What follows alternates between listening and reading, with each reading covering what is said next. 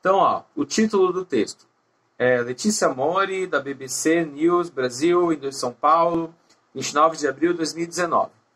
As pessoas não acham que alguém como eu possa ser inteligente. A vida dos alunos na periferia, a vida dos alunos da periferia na USP. Vamos lá.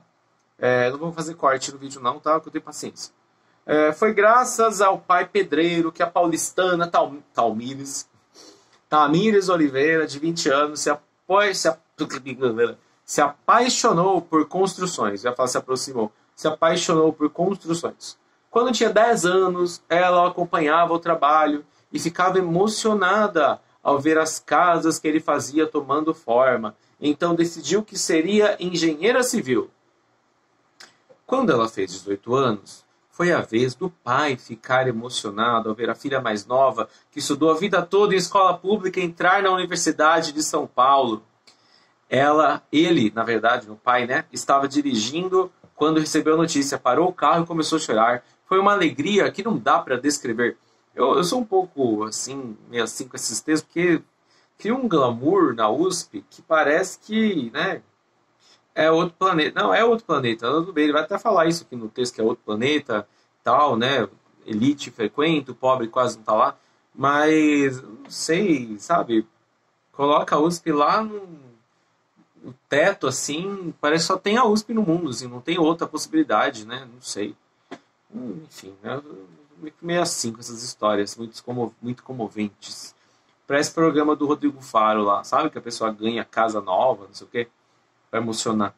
Histórias como a da jovem filha do pedreiro se tornaram mais comuns na USP nos últimos anos, com um número crescente de estudantes pobres e de classe média baixa entrando na universidade, graças a políticas de inclusão.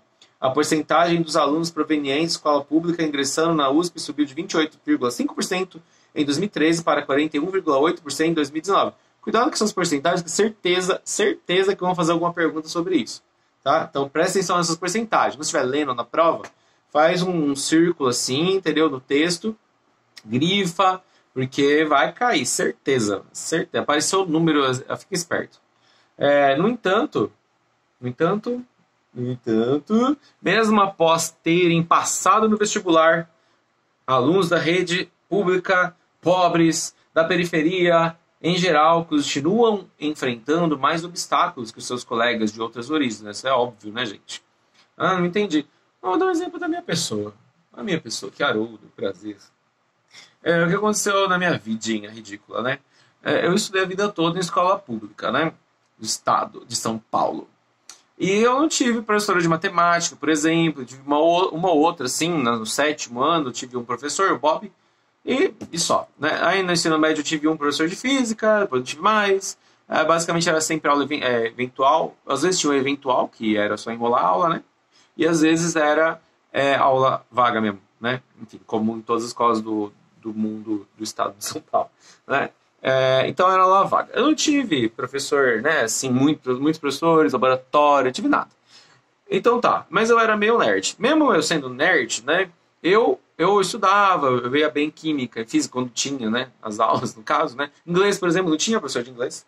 A eventual a gente chamava ela de efetiva, porque a de inglês não ia. Aí teve até uma vez que a professora de inglês oficial veio e falou assim: eu sou uma professora oficial de vocês. Aí ele falou: não, você nunca vem, querida. Você que é eventual, né? A outra que é a oficial. Porque a outra que vem, você, né? Enfim. Aí tinha uma outra professora que só tocava música. Aí uma vez ela inventou de tocar o ano do Metallica. Pra quem não conhece o ano do Metallica, procure no YouTube. A música tem mais de 6 minutos de duração, né? Então, imagina, só de introdução a música tem uns 3 minutos. Aí, imagina isso na aula. A aula tem 50 minutos, certo? Tecnicamente. Vai mudar para 45, porque o Dória mudou para 45 pro ano que vem.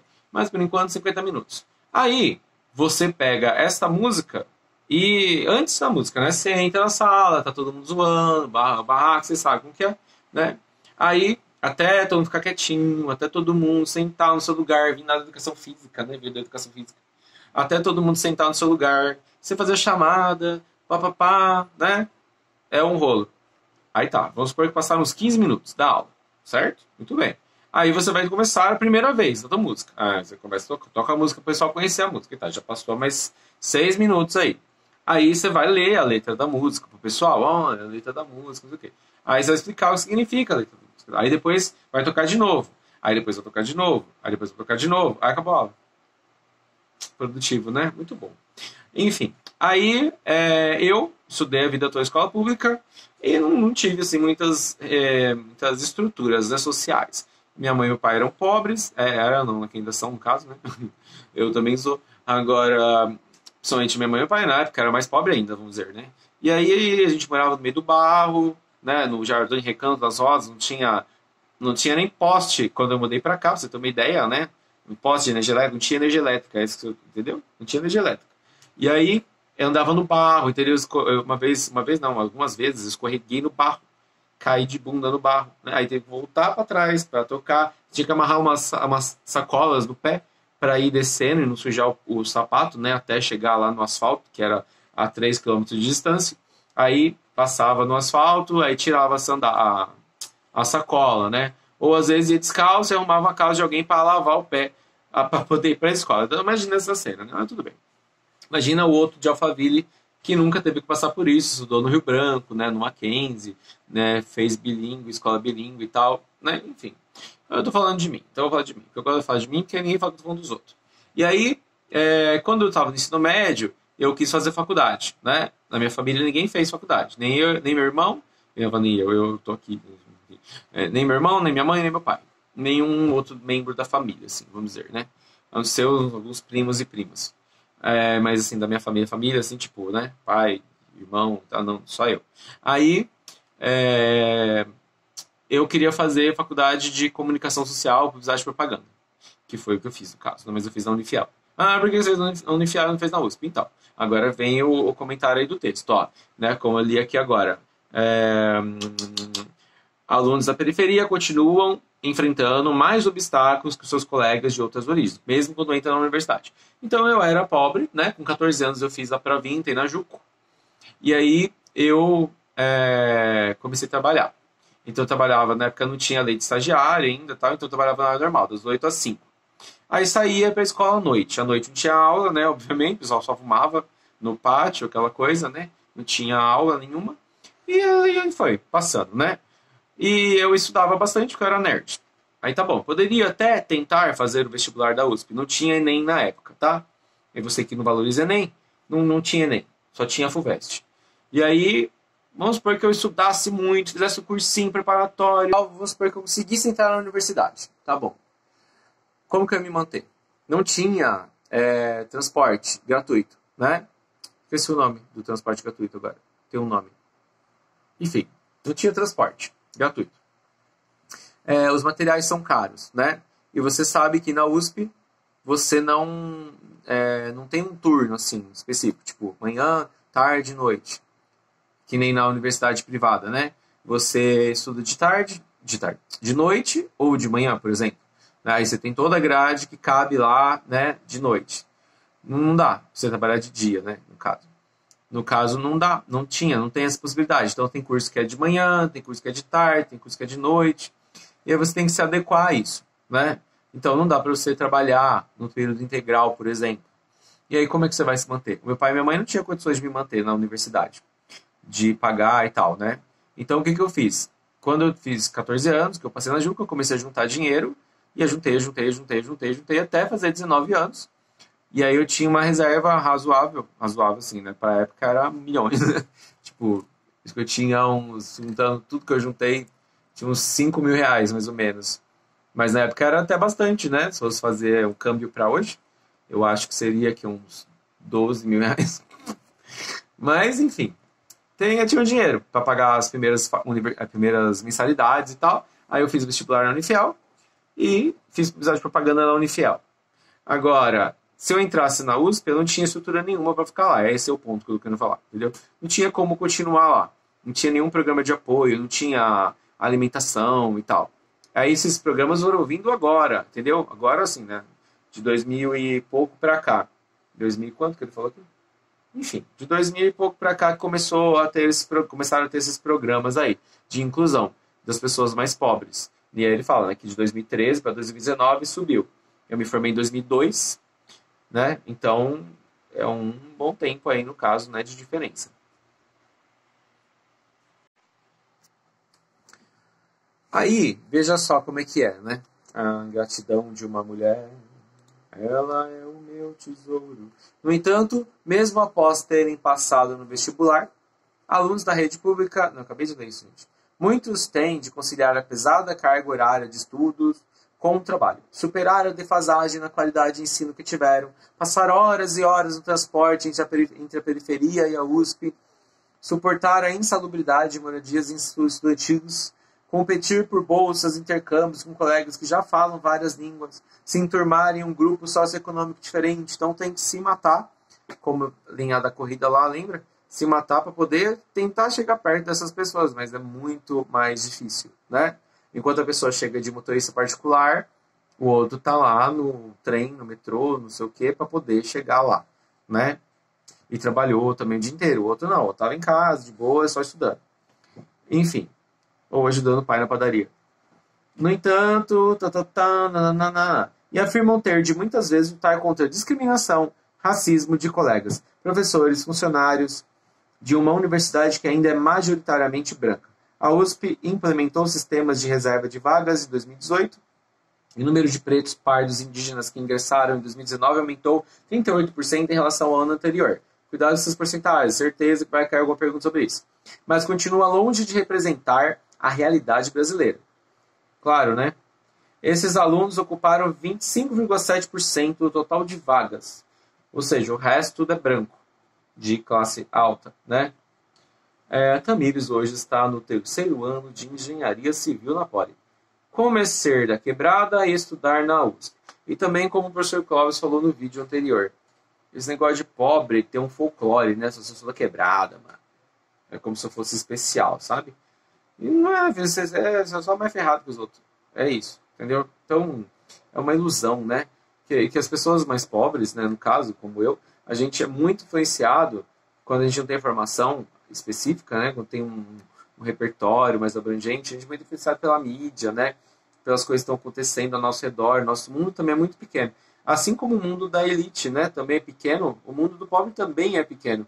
Então ele fica ali. São dois mundos que não se conectam, né?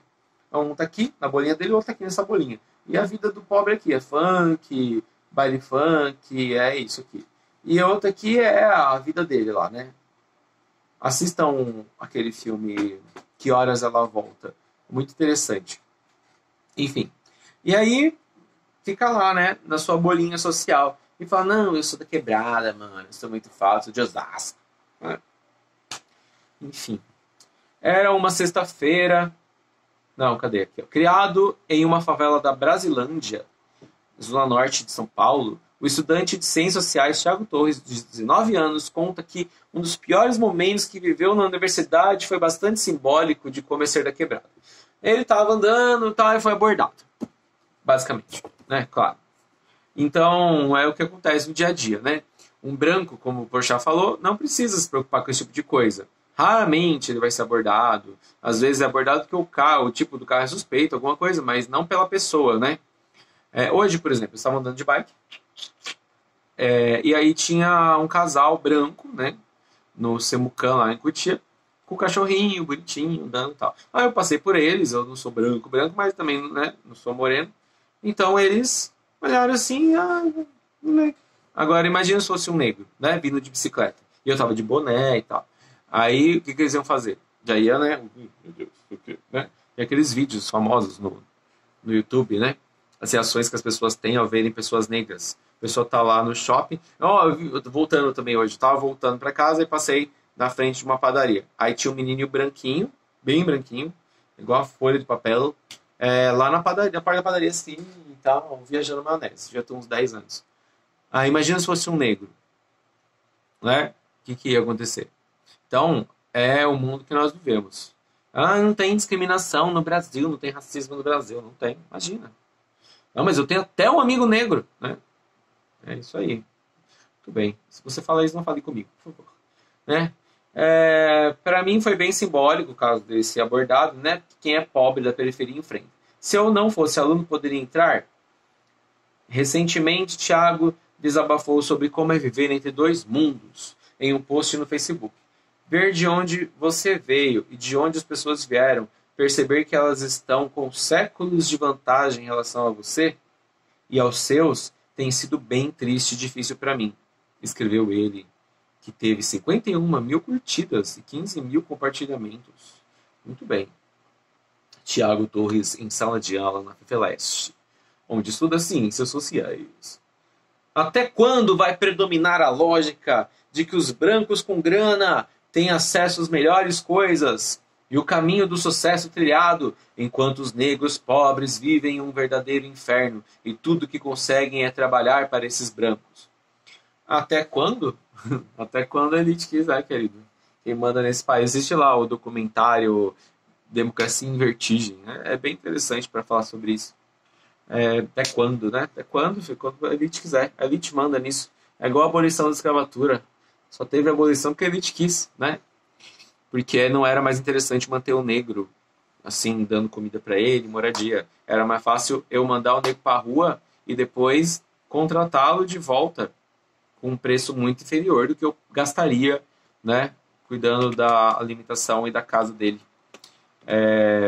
Mas, mesmo assim, não foi o que aconteceu, né? Os negros foram marginalizados mais ainda, porque os imigrantes vieram e a mão de obra contratada foi imigrante, porque era mais qualificada, né? E os negros foram cada vez mais pro saco.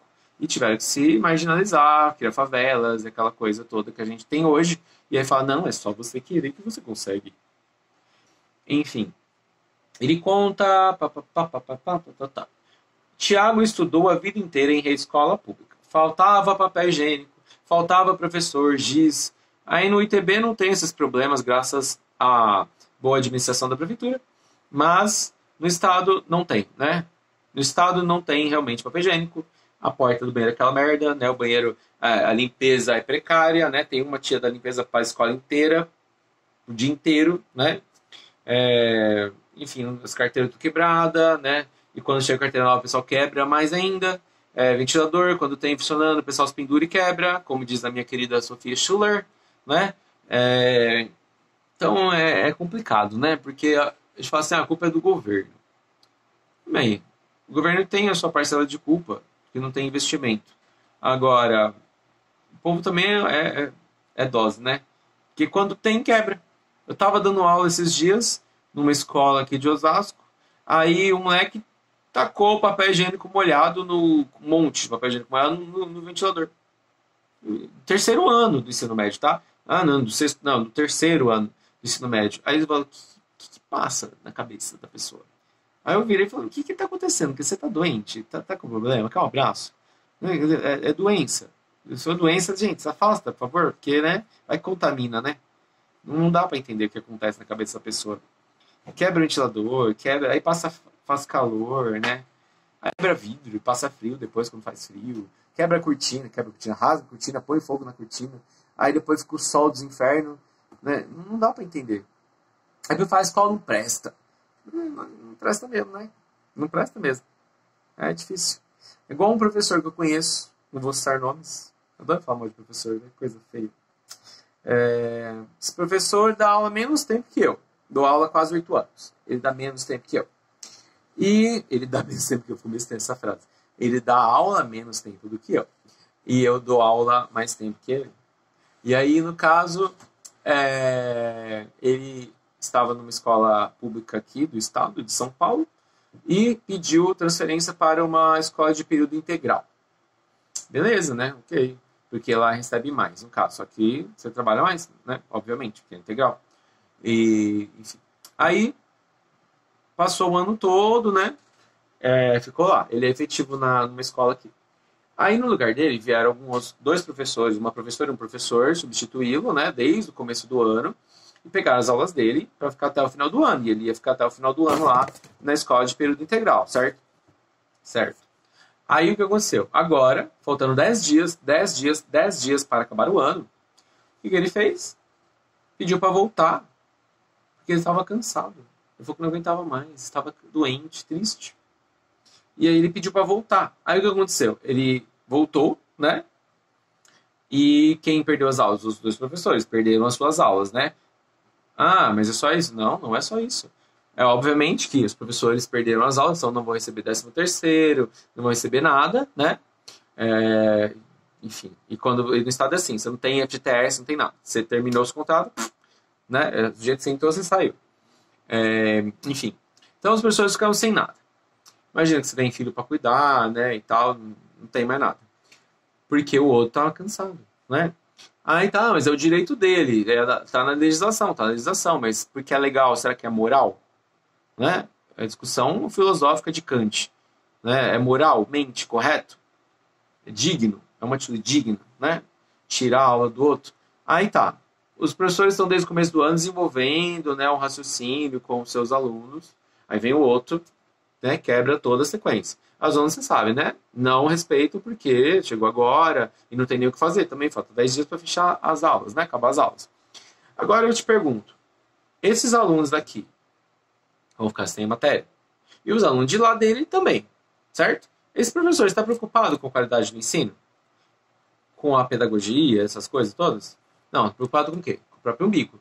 Aí, ninguém aprende nada, né? A culpa é de quem? Do Dória, né? Não é. A culpa é de quem? Do governo. Não é. A culpa é de quem? Dele. Mas ele vai falar que a culpa é dele? Não, mas eu tô cansado, eu tô triste. Né? É igual a pessoa tá com o lixo na mão, ela joga o lixo na rua. Ah, não tem lixeira para eu pôr, né? Vai derreter a mão, vai queimar, né? Tiago estudou, faltava tudo, né? Teve épocas em que a gente estava... Ah, e outra coisa, né? No estado, às vezes, nem tomada não tem na sala de aula, né? O Dória quer instaurar a disciplina tecnológica, né? Eu quero ver como é que vai ser, né? Não tem tomada, internet é algo lá, né? Da Suíça ainda, perto do estado de São Paulo. Enfim, tudo bem que as escolas de Barueri, as escolas da rede, tem lá o Chromebook, né? Que tem internet disponível na escola toda e tal, tem um grande investimento nisso. Agora no estado, quero ver se ele vai investir nisso, né? Diz que vai haver um grande investimento em infraestrutura. Vamos analisar aí, vamos aguardar. Teve épocas em que a gente estava recebendo comida da igreja. A escola que ele estudava, no caso, o Tiagão lá, né? Hoje sua mãe trabalha como faxineira e o pai conseguiu se formar na faculdade depois de adulto, mas trabalha como atendente em um posto de saúde. Então acontece muito disso, né? A pessoa entra na faculdade depois de adulto, mas não consegue sair daquele ramo que ele está e executar aquela faculdade que ele fez, né? Tiago estuda à noite e trabalha como jovem aprendiz de manhã. Ele acorda às 5h30 e chega em casa em Guarulhos, 00:30. Passa cerca de 5 horas por dia no transporte público. Às vezes, eu fui fazer entrevista de emprego esses dias lá na Vila Prudente. Nossa, mano. 2 horas para ir, 2 horas para voltar. Imagina, 4 horas. Vamos analisar aí, né? Vamos analisar. Aí tá. Mas eu leio, mesmo estou de pé, eu leio. Aí ele falou aqui, né? Ah, eu não consigo nem estudar, tô morrendo de sono, com fome e tal, né? O ônibus é super apertado, né? Sim, né? Não deveria... É engraçado a minha reação, né? Porque pra mim é natural isso, porque eu tô acostumado desde 14 anos, que eu era office boy, né? Tô acostumado com o transporte. Eu fiz faculdade à noite a vida toda, né? Fiz alguns períodos de manhã, mas a maior parte à noite. E mesmo de manhã também, você pega o trem 5h30 da manhã, é aquela desgraça, né? Pega o trem de noite, é aquela desgraça. Só na volta que tá de boa, né? Na volta, tipo, 11 horas da noite, aí tá mais light. Mas no horário de pico, vocês viram lá o videozinho que eu fiz, né? Ainda tá vazio aquele trem lá. Muito bem. Aí, quando se fala em inclusão no ensino superior público, a questão não é só do acesso, né? O acesso é a questão central. Mas não é a única, afirma o Renato Meireles, no Instituto Locomotiva. É preciso reforçar políticas de acolhimento e permanência estudantil, diz Meireles. Para ele, o fato da universidade não ter sido originalmente pensada para acomodar quem trabalha é um dos principais problemas dos alunos de baixa renda, que precisam eles mesmos se manter e muitas vezes até ajudar a família. Eles não podem fazer cursos integrais e não têm tempo para estudar, diz. E também não conseguem aproveitar uma das principais vantagens da universidade pública em relação à rede privada, ou EAD, por exemplo, que é o ambiente de desenvolvimento extracurricular. Você faz a faculdade EAD, tudo bem. Você vai ter o diploma. Mas será que você vai ter as mesmas vantagens, as mesmas capacidades, as mesmas estruturas que uma universidade presencial ou, além disso, uma universidade pública? Né? Então, você tem que analisar. São vários fatores que estão aí em jogo. Você acha que os mesmos estágios que são oferecidos na Anhanguera são os mesmos que são oferecidos na PUC ou na USP? Você acha? Se você acha, vai dar um rolê lá outro dia, qualquer dia, quando tiver feira de estágio na USP, para aluno da USP, e vai quando tiver feira de estágio para aluno da PUC, e vai quando tiver feira de estágio na Anhanguera. Vai ver lá, tá? Você vê a diferença dos postos, né? Salários, empresas, etc. Dá uma olhadinha lá, para você ver. Se você acha que nós acreditamos em você, tá bom. Algumas são pensadas para criar mão de obra, entendeu? Mão de obra barata e qualificada. A outra não, a outra é pensada para ocupar os cargos de gerência, cargos de chefia, cargos de liderança, cargos de presidência, né? Em empresas super, né? Enfim. Para ele, a USP é muito mais do que eu esperava nesse aspecto. Cássia Menezes, de 24 anos. Aluna da qual, eu não sei se esse texto é uma propaganda na USP ou se é uma crítica social, porque, né, tem hora que parece que é mais uma propaganda da USP do que uma crítica social. O melhor nem são as aulas, mas os grupos de estudo, projetos de extensão, os coletivos de ação social, etc. Filha de um camelô, e de uma diarista, Cássia conta que foi na graduação que se deparou pela primeira vez com preconceito de classe. Isso me faz lembrar uma palestra do padre Fábio de Mello. É muito engraçada. Eu vou colocar para vocês verem. Eu conto muito, não sei se você já foi no evento Piano e Voz. Eu digo que eu descobri que eu era pobre no dia que eu fui para a escola. Eu achava que o mundo inteiro era pobre igual eu. Mas na hora que eu vi os meus coleguinhas, né, eu vi que eles eram mais ricos do que eu. Sabe como? Através de uma bendita caixa de lápis de cor. Como eu sofria. A minha caixa de lápis de cor tinha 12 unidades. Repete comigo, 12. A do meu coleguinha do lado tinha 36. Repete, 36. E eu lhe pergunto, 36 humilha ou não humilha o 12? Até na hora que fala, 36, 12. Eu descobri que era pobre ali. O único luxo que o meu pai me deu foi uma merendeira com formato de elefante, uma das coisas mais feias que eu já vi na minha vida.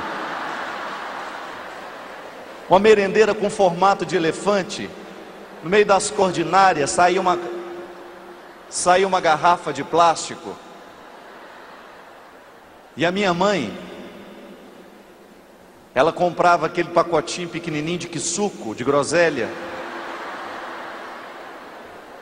E ela ignorava uma informação importantíssima que vinha no rótulo. Faz 1 litro. Pacotinho daquele dava para um mês. Dava um susto na água, ficava por isso mesmo. E lá ia eu com a minha merendeira no formato de elefante para a escola. Caderninho de papel manilha, no dia que eu cheguei, porque lá na escola Aureliano Rodrigues Nunes, né, nosso colégio, a gente sentava naquelas cadeiras que parece que está jogando a gente para frente, que sentava de 2. A parte da frente parece que está caindo em cima, e a parte que você senta parece que você está indo para frente, né? Então a gente ficava ali sentado confortavelmente. Quando eu olhei para o lado, que eu vi aquela caixa de 36 unidades, eu comecei a chorar. Gente, eu sou pobre. E o meu primeiro dia de aula foi uma das coisas mais terríveis que eu já passei pela minha vida. Eu tremia igual uma vara verde. E a dona Rosângela, toda, ela era a melhor professora daquela época. A gente sabia disso, que nós estávamos nas mãos de uma das melhores profissionais da cidade. Ela começou a dar a aula dela, dizendo quem ela é. Lembro até hoje do nosso nome do livro. É Tempo de Aprender. E o outro era Caminho Suave. Que de suave não tinha nada.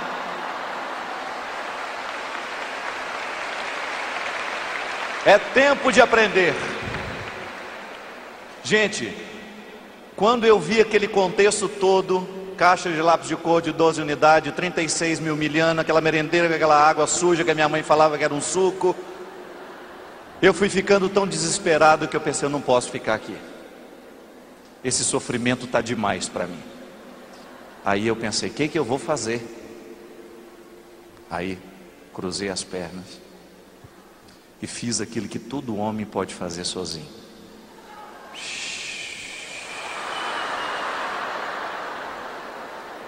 E como ninguém pode mijar impune, ficar em público, sem ser reconhecido, né?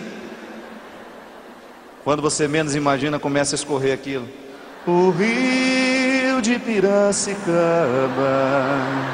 vai jogar água pra fora.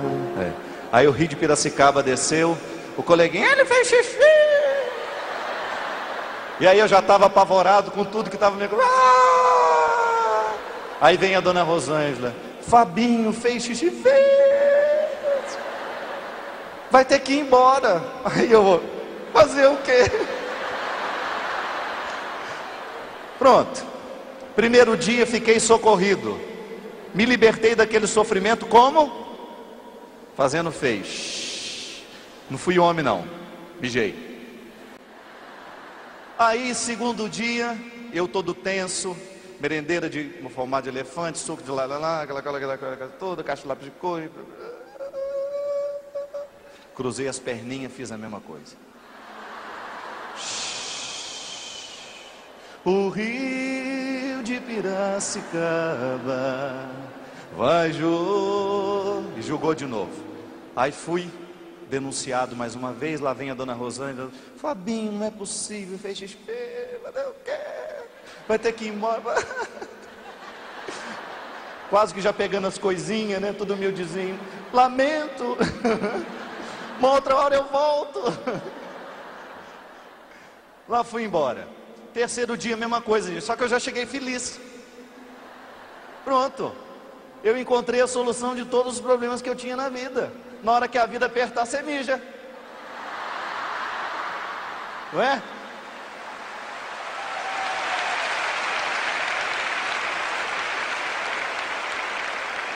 Como ninguém vai aguentar um mijão por perto, joga a banda embora.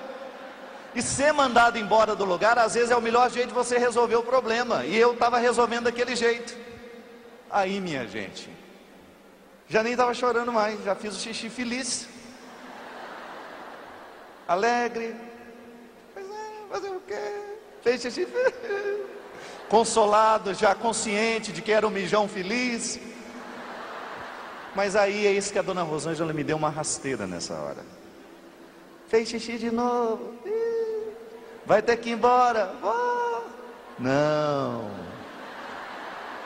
A mamãe mandou avisar que se fizesse de novo, aqui tem uma cuequinha.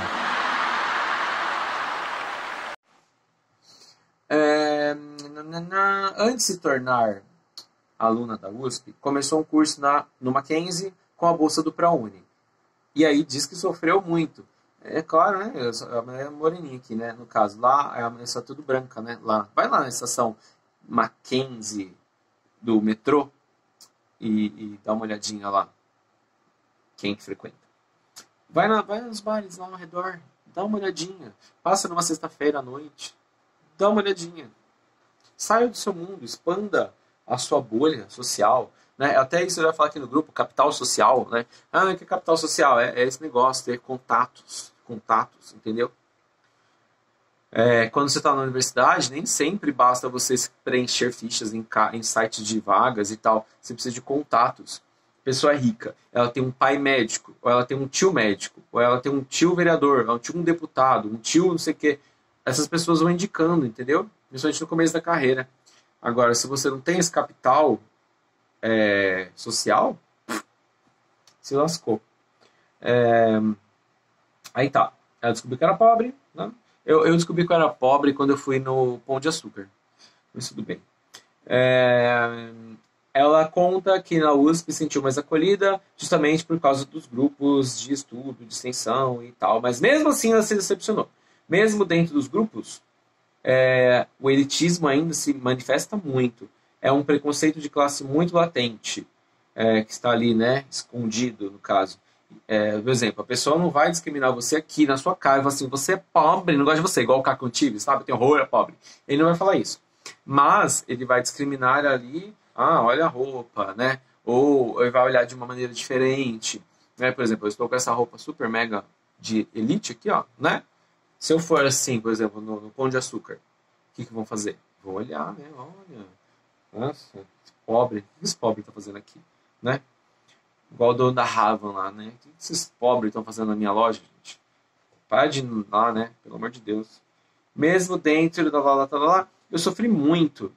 E detalhe, as pessoas são bem formadas, né? Vêm de escolas super mega blasters, mas são pouquíssimas abertas a uma crítica, né? A crítica no sentido de pensar melhor, de analisar o contexto, né?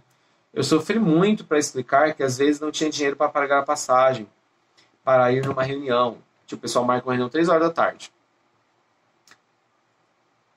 Eu tenho que trabalhar, querido, né? Ou o pessoal, vamos encomendar pizzas. Por exemplo, chegou uma época da minha vida, há um tempo atrás, que eu estava bem mal, assim, financeiramente, no caso, né? Estava fazendo filosofia ainda. Isso foi de 2011 para 2012. Estava devendo Deus e mundo, né? Enfim. E aí, receberam R$700 no estado de São Paulo para dar as minhas aulas. O salário não mudou no estado, isso que é o mais legal. Agora, desde o Serra, que já passou o Alckmin e agora chegou no Dória. Enfim. Então, estava lá, né? Então, tipo assim, eu tinha que contar exatamente quanto eu gastava por dia. Tipo, podia gastar R$5 por dia. Não podia passar de R$5. Vamos supor que o pessoal fala assim, a gente está pensando em fazer um lanche aqui na sala. Quem pode contribuir com R$20? Se eu contribuir com R$20, são 4 dias que eu não vou poder gastar. Entendeu? Então, eu vou ter que ficar sem comer 4 dias para poder dar os R$20 lá pro pessoal. Isso porque eu não tinha que me preocupar com a minha mãe, com meu pai, porque eles tinham emprego deles, a gente era poucos, né? Só nós 3. Meu irmão era casado na época. E tipo, eu não tinha que me preocupar em dar dinheiro para casa, para pagar conta e tal. Agora, imagina se eu tivesse, além de não ter dinheiro, ter que me preocupar com essas situações, né? Enfim, que muita gente tem, né? A pessoa não tem dinheiro em casa, mora no barraco, mora numa área de risco, né? Aí, sei lá, enfim, inunda. É difícil, cara. Precisa abrir, entendeu? A ideia do texto é abrir os horizontes. Sofri muito, parece que não tinha dinheiro e tal. Aí tem um gráfico, perfil dos calouros, novos alunos da USP que vieram da rede pública. Certeza que vai cair esse gráfico, eu vou mostrar para você. Olha aí, ó, o gráfico. Tá vendo o gráfico? Dá para ver o gráfico? Espero que tenha dado para ver. Né? Então, veja, é complicada aí a situação, né? Gráficos, certeza que vai cair alguma pergunta sobre esse gráfico, hein? Presta atenção. As pessoas ricas não têm noção de como é a vida de quem é pobre e não vão ter tão cedo. A maioria dos meus colegas tem uma diarista e eu sei, sem nem perguntar, que elas sofrem nas mãos deles. Pelo descaso pela merreca que pagam, pela desorganização nojenta, pelas festas que dão e deixam o resto para elas limparem, né? Para minha mãe limpar, no caso, que é no caso a menina que tem alma diarista, igual eu, a minha mãe é auxiliar de limpeza e na escola, né? Aí o pessoal joga tudo no chão, caga tudo, não sei o que, e fala, ela tá sendo paga para limpar. Uma senhora de 60 anos para limpar a escola inteira, né? Super, né? Só não pensa, sabe?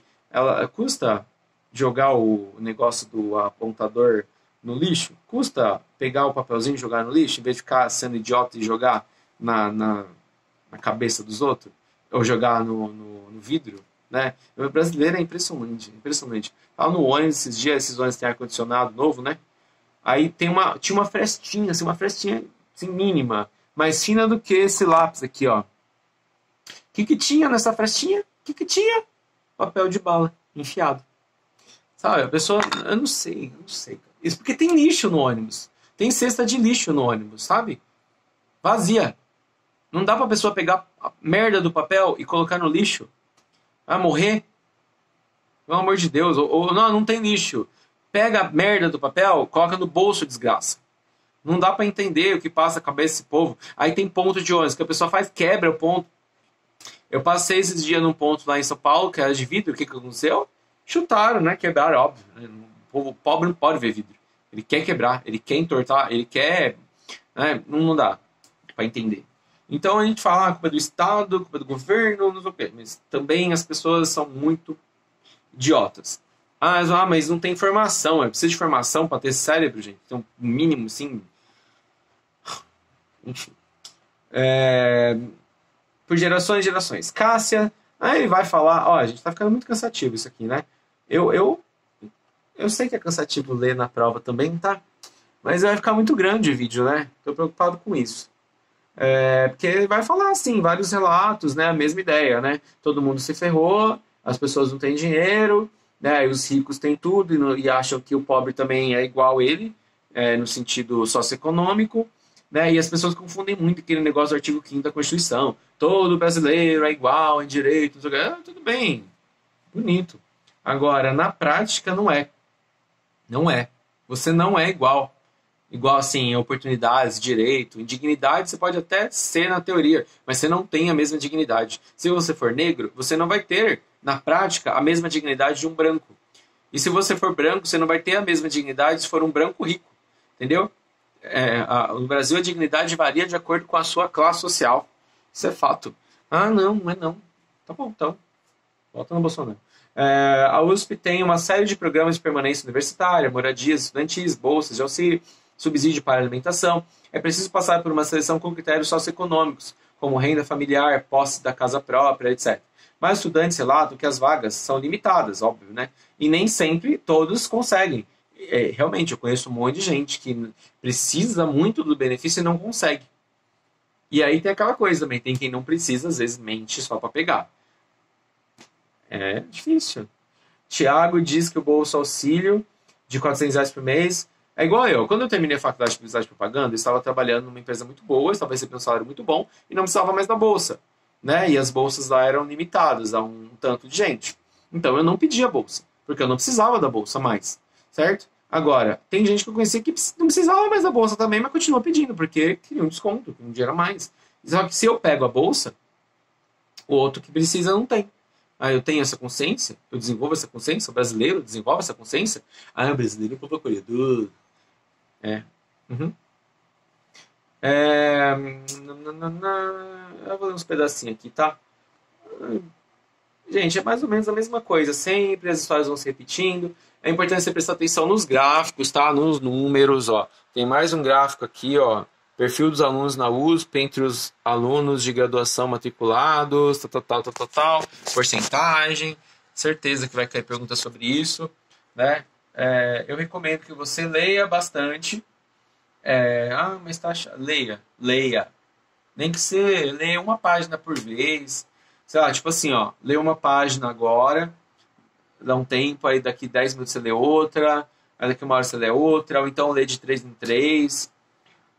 Porque, lê, porque você vai precisar, senão você não vai conseguir fazer, certo? Meritocracia. Tiago diz que o que mais entristece não são suas próprias dificuldades, mas ver os colegas, amigos da periferia não têm as mesmas oportunidades e vantagens que os colegas da USP, que vêm de classes sociais mais privilegiadas. Infelizmente, problemas como vício em drogas, violência, gravidez na adolescência, presença do tráfico, criminalidade, falta de estrutura de casa, né, falta de moradia, enfim, uma série de fatores é muito grande. Quando você entra na USP, o choque de realidade é muito grande. Você quer aumentar o choque? Vai lá para o Paraná, então, vai para Curitiba, dá um rolezinho no Jardim Botânico. Junta o dinheiro, pega o ônibus e vai lá. Você vai ver. É por isso que todos os... então vai na PUC. Ou então vai no Mackenzie. Vai no Mackenzie lá na Consolação. Desce lá na estação Mackenzie e dá um rolezinho ali naquela área. Dá um rolezinho lá. É por isso que todos os estudantes entrevistados pela BBC dizem ficar muito incomodados quando suas histórias são usadas porque defende a história da meritocracia. Né? Fala assim, o fulano não tinha nada e passou na medicina. Claro, ele estudou. Até aí, ele tem o mérito de ter estudado. Que é o que a gente falou lá no início. Não é porque a pessoa é rica que ela não tem mérito, ou porque a pessoa é pobre que ela não tem mérito. Agora, a questão é, todos têm as mesmas possibilidades, as mesmas oportunidades? Não, isso é fato. Acabamos de relatar aí todo o histórico, né? Não entendi de novo. Lê, volta lá no primeiro vídeo. Não existe meritocracia quando não há igualdade de oportunidades. Meritocracia seria o quê? Tá todo mundo alinhado, certo? Todo mundo alinhado. Aí eu falo, a partir daqui vai todo mundo para lá. Aí todo mundo corre atrás. Agora, um tá lá, o outro tá aqui, o outro tá ali, o outro tá lá, e o outro tá aqui. É mérito. Ele conseguiu. Claro, com certeza, né? Lá. Eu estou aqui, mas foi exceção. Você não pode usar uma exceção como argumento. Criado na periferia de São Paulo. Trabalhou, taralá. Cássia Menezes afirma que é o cúmulo usar histórias como a dela para dizer que melhorar de condição financeira é só questão de força, de vontade. Claro. É óbvio que é o cúmulo, né? Porque a gente acabou de falar, não é só força de vontade. O pobre ela vai ter que ter muito mais força de vontade do que o rico que está aqui, né? É claro que ele vai ter que ter força de vontade para fazer o curso, estudar, não sei o quê. Agora, esse aqui, para ele chegar aqui, é um rolê. Eu aprendi que tudo que eu tenho foi abdicando de muita coisa. E o pobre tem essa também, né? Por exemplo, eu só tinha R$5 por dia para gastar. Eu não tinha como ir no McDonald's, eu não tinha como comer uma comida num restaurante, não sei o quê, entendeu? Era aquilo ali e acabou. Então, é diferente de uma pessoa que já tem tudo, entendeu? Ela vai pro restaurante, ela vai almoçar no restaurante, entendeu? Enfim, acho que já deu para entender, né? Se não deu para entender, eu desisto, como diz o Clóvis. Eu estou me anulando assim como meu pai fez para me criar. E as pessoas já nascem em berço de ouro e não precisam. Elas podem descobrir o caminho da felicidade de forma muito mais leve, mais saudável, com mais apoio. É igual quando a gente fala de vocação, né? O pobre não pode pensar em vocação, porque ele tem que pensar em comida, ele tem que pensar em comer. Aí eu vou me realizar, eu vou fazer aquilo que eu amo. Né? Se você fizer aquilo que você ama, você nunca vai trabalhar, não sei o quê. Você recebe R$800 por mês. Para pagar aluguel, para pagar o gás, para pagar não sei o quê, pagar não sei o que lá. Você vai pensar em, eu vou me demitir daqui porque eu quero arrumar um emprego que eu vou me realizar profissionalmente. Né? Enfim. E aí vem a questão do apoio dos pais também, né? Porque pais mais estudados apoiam os filhos a estudarem. Pais menos estudados acham que isso é besteira, né? Tem muitas casas de muitos alunos meus que não tem o menor clima de estudo, né? Não tem um livro em casa. É jogo, cigarro, bebida. Né? É isso. Aí fala, eu estudo pra quê? Eu vou ser idiota, né? Tem várias... Enfim. Esse apoio começa na infância. Então, eu sei que, apesar de todas as dificuldades, de certa forma, eu também fui privilegiado. Importante o apoio da família. Então é isso, gente. Espero que tenha dado para entender alguma coisa. Se não deu, é a vida. Sinto muito, mas tentei. Fiz o que eu pude, né? Agora, leia o texto, né? Leia o texto. Não adianta você enrolar, pular pedaço. Não adianta. Leia o texto até entender. Porque não é um texto, meu Deus, eu preciso pensar muito para ainda não morrer. Não. Leia o texto, que são histórias, as pessoas contar, entendeu? Falta de repertório, capital social também vai falar. É o que? Repertório no museu, e viajar para outros países, outros estados, ou conhecer gente nova, outros lugares. Né? O pobre não tem capital social, entendeu? Ele não tem capital... Como que era o nome daquele capital que eu falei agora há pouco? Esqueci. Enfim, é capital social mesmo, né? Capital cultural. Falei social antes, né? Volta a fita aqui para você entender. Capital social é aquela influência, né? O tio que indica não sei quem, network, contatos e tal.